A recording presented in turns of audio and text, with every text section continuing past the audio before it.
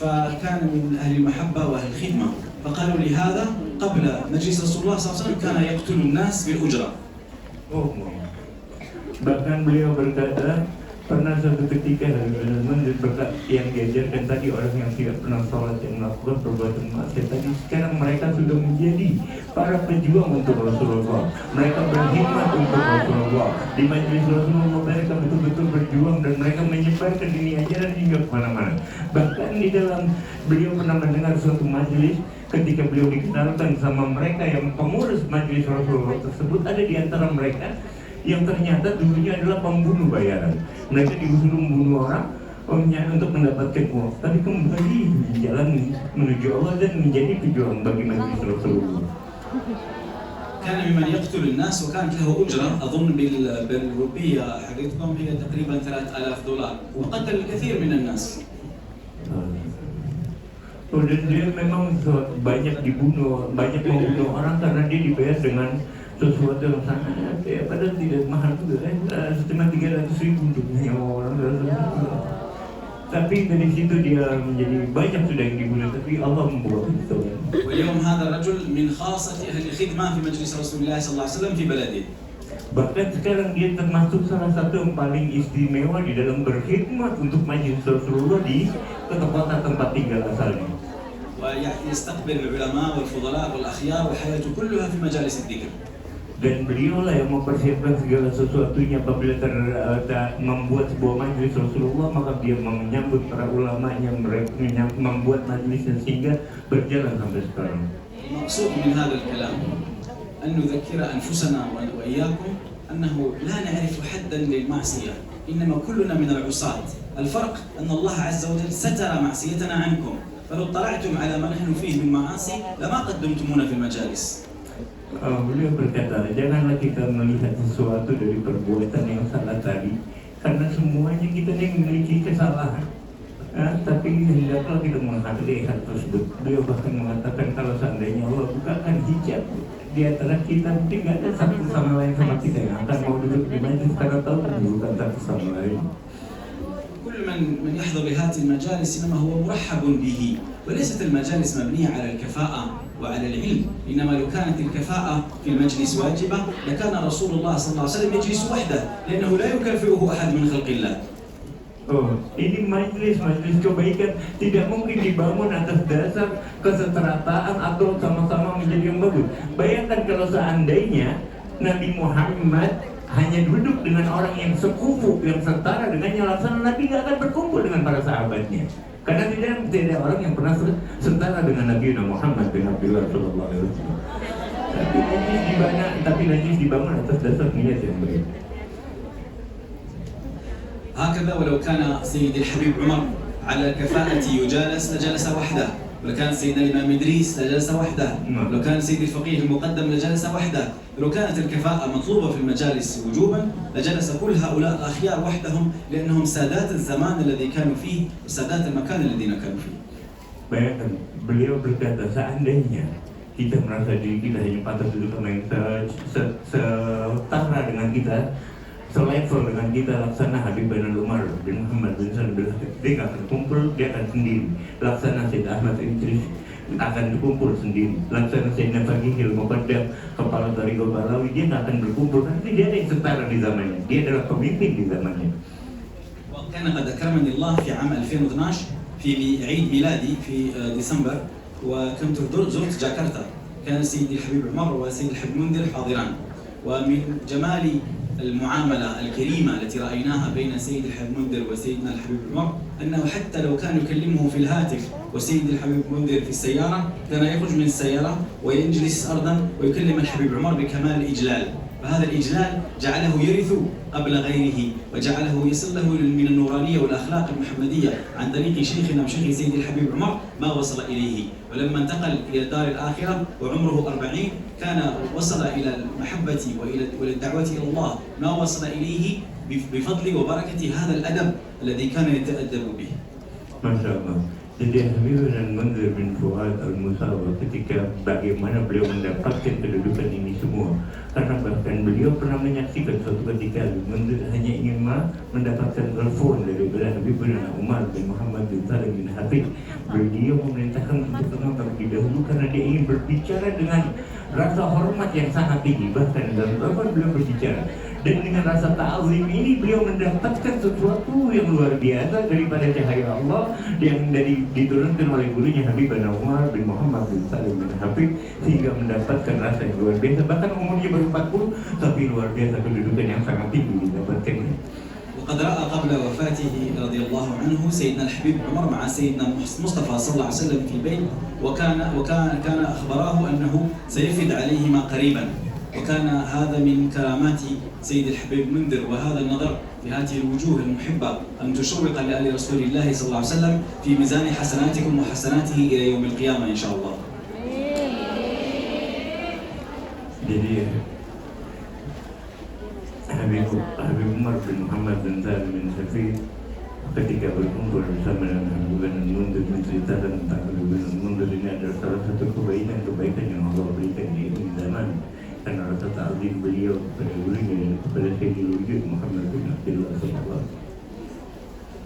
هذا وأنتم في بلاد غير بلاد الإسلام، وغالب قومها ليسوا من المسلمين، واليوم عندكم من وسائل التواصل ومن الهواتف ومن اللغات ما يمكنكم أن يكون كل واحد فيكم سفير عن آل بيت رسول الله، سفير عن دين رسول الله، سفير عن أخلاق سيدنا رسول الله صلى الله عليه وسلم. Kalian adalah di sebuah kota atau negara yang bukan negara Islam. Kalian berada jauh dari negara Islam dan jauh daripada nilai-nilai Islam sebelumnya. Tapi ketika kalian dan mampu betul-betul memegang dan melaksanakan dan menjadi pelaksana ini semua, ini suatu hal yang luar biasa. Megang sunnah Rasul dan sebagainya. انتبهوا أنه من ينظر إليكم ولا يعرف الإسلام إنما يعرفه عنكم، وإنما ينظر لأخلاقكم فينظر للإسلام ويزن قيمة الإسلام وفضل الإسلام بأخلاقكم، فكونوا سفراء عن آل رسول الله ومجلس رسول الله صلى الله عليه وسلم. Jadilah diri kalian karena apa yang dilihat nanti dari kita, karena mereka belum mengenal Islam dengan baik. Tapi apa yang kita lakukan, apa yang ibu-ibu lakukan, maksud saya ibu-ibu lakukan akan mereka lihat, dan dengan akhlak ibu-ibu tersebut mereka akan mengerti Islam karena berkat ibu. Karena berkat ibu mereka dengan akhlak dan yang luar biasa, sehingga agama Islam menjadi kelihatan dengan sempurna dan baik karena perilaku yang kita timbulkan. ما كان هذا المجلس مسميا بمجلس رسول الله صلى الله عليه وسلم إلا لأنه له هذا الفتح الخاص، فهذا الفتح المحمدي الخاص لا بد أن يكون في قلوبكم وفي مودتكم إلى أهل الإسلام وإلى غير أهل الإسلام. فقد كما أسلف سيد الحبيب إنما سيدنا المصطفى صلى الله عليه وسلم كان رحمة للعالمين ولم يخصص للمسلمين، فكونوا رحمة للعالمين بأخلاقكم أينما نزلتم ورحلتم. Dan beliau berkata, kenapa ini majlis dinamakan dengan majlis Rasulullah SAW? Karena di sini kita membawa visi dari Nabi Muhammad, di mana Nabi Muhammad adalah seorang yang rahmatan lil alamin. Dengan akhlak kita sehingga beliau betul-betul mengenal orang lain, bahkan kepada muslim dan non-muslim. Kita harus praktekkan akhlak Nabi Muhammad, bervisi misi Nabi Muhammad sehingga betul-betul berjalan dengan baik dan mereka mengerti tentang Islam dengan baik. جعلنا الله وإياكم من ذوي الأخلاق الكريمة. Dan dijadikan Allah semoga kita memiliki akhlak yang mulia. الشمائل المحمدية الفخيمة. Dan menjalankan betul-betul sama sunnah-sunnah Nabi Muhammad dengan istiqamah. جعلنا وإياكم من أهل الفلاح والصلاح والرباح. Semoga kita dijadikan sama Allah menjadi orang yang terdibukakan hatinya dan menjadi orang-orang yang beruntung. جعلنا وإياكم جوهرا لآل بيت النبوة في هذا الزمن الكريم. Dan dijadikan kita mutiara-mutiara di ini zaman yang membanggakan hati Nabi Muhammad.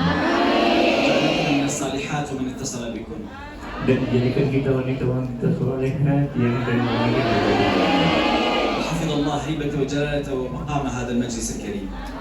Dan semoga semua yang membantu ini majlis Allah jaga dengan penjagaan yang sempurna. سيد الحبيب منذر رحمه الله رفع شانه في جنان الخلد يا أكرم الأكرمين. Dan semoga Habib Mundir di tempatnya saat ini ditinggikan oleh Allah di surga yang maha pengasih lagi maha penyayang. سيد الحبيب عمر وسيد الحبيب محسن الحامد والسيد الحبيب نبيل مساوي إن شاء الله جعله من خواص أهل الوراثة النبوية. Dan semoga Habib Umar bin Hafid dan Habib Nabil bin Fuad Musa dan Habib Musa dijadikan orang-orang khusus yang memegang warisan Nabi Muhammad. في ركابه من ساداتنا آل بعلوي. Dan mereka lah yang mengajarkan kepada kita bagaimana jalan menuju Thariqah Pahlawi yang sungguh. حضر من المحبين من إندونيسيا وماليزيا وغيرها. Dan keberkahan meliputi semua yang hadir dari bangsa Indonesia dan lainnya. أن يجعلنا وإياكم تحت لواء الحمد في الأخرى، وأن يجعلنا من خواص سيدنا المصطفى صلى الله عليه وسلم في الدنيا وقبورنا وبرازخنا والآخرة. Dan menjadikan kita semua nanti kelak dibangkitkan di bawah benderanya Nabi Muhammad mendapatkan pertolongannya di kubur kita bahkan di surga berada di yaumul qiyamah. وأن ينصر الله إخواننا في فلسطين وفي كل زمان وآن وحين. Dan semoga Allah senantiasa melimpahkan pertolongan, kemenangan bagi saudara-saudara kita di Palestina. وجاء في الحديث أنه لا تزال الطائفة التي هي منصورة، والطائفة التي هي محبوبة، والطائفة التي لها المدد الخاص، والطائفة التي لا يضرها من خذلها. وقيل لرسول الله: أين يا رسول الله؟ من هم يا رسول الله؟ فقال صلى الله عليه وسلم: بأكناف بيت المقدس. Ya Allah. Dan Nabi Muhammad dalam sebuah riwayat menjelaskan masih ada sekelompok orang yang akan mendapatkan pertolongan, yang akan mendapatkan bantuan dari Allah, yang akan mendapatkan pertolongan dari Zat Maha Allah, dan tidak akan memberikan mudarat siapapun yang ingin mengganggu mereka. Siapa mereka? Mereka yang menjaga Baitul Maqdis. وأكناف بيت المقدس هي فلسطين، فاللهم انصر إخواننا في فلسطين. Ya, bantulah saudara-saudara kami di Palestina. يا أكرم الأكرمين. Wahai Zat yang Maha Pemberi yang Maha Dermawan. يا رب العالمين. Wahai Tuhan pemilik alam ini. هذا هو خير القول: لا إله إلا الله.